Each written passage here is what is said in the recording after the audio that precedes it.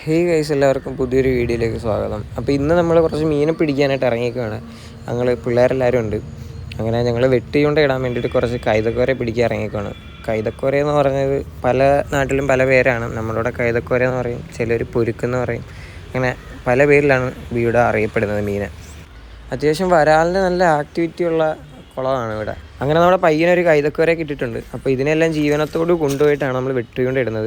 ഇതാണ് കൈതക്കോര എന്ന് പറയുന്ന മീൻ. നമ്മുടെ ഇവിടെ കൈതക്കോര എന്ന് പറയും. നിങ്ങളുടെ നാട്ടിൽ ഇതിന് എന്തോ പറയുന്നത് എന്നുള്ളത് കമൻറ്റ് ചെയ്യും.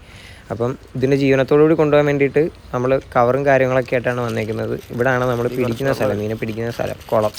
അപ്പോൾ ഇവിടുന്ന് നമ്മൾ കുറച്ച് വെള്ളവും കാര്യങ്ങളൊക്കെ എടുത്തിട്ട് ഇതിനെ ജീവനത്തോടുകൂടി നമ്മൾ കൊണ്ടുപോകും. എന്നിട്ട് നമ്മൾ വെട്ടിക്കൊണ്ട് ഇടാനുള്ള പ്ലാനാണ്.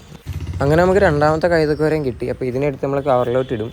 അപ്പോൾ അങ്ങനെ നമ്മൾ കൈതക്കോര പിടിക്കാൻ വന്നപ്പോൾ വരാലിനെ സ്പോട്ട് ചെയ്തപ്പോൾ ഒരാളവിടെ ഇരുന്ന് വരാലിനെ സ്പോട്ട് ചെയ്ത സ്ഥലത്ത് കുറച്ച് മണരയും കാര്യങ്ങളൊക്കെ കൊടുത്ത് അതിനെ പിടിക്കാനുള്ള പുറപ്പാടാണ്. നമ്മുടെ പയ്യൻ അടുത്ത കൈതക്കോരയും പിടിച്ചിട്ടുണ്ട്.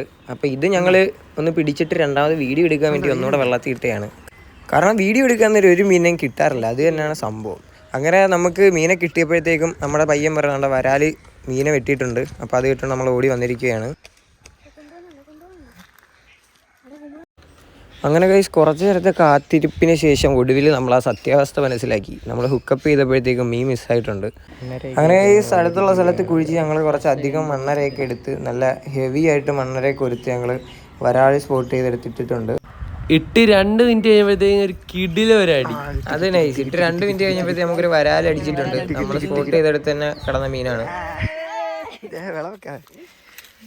ചെറിയൊരു വരാലിനെയാണ് കേസ് നമുക്ക് അടിച്ച് കയറിയിരിക്കുന്നത്. അങ്ങനെ പിറ്റേ ദിവസം നമുക്ക് കിട്ടിയ കൈതക്കോരയും കൊണ്ട് നമ്മൾ വെട്ടിക്കൊണ്ട് ഇടാൻ പോയിട്ട് കിട്ടിയ മീനെയാണ് നിങ്ങൾ കാണുന്നത്.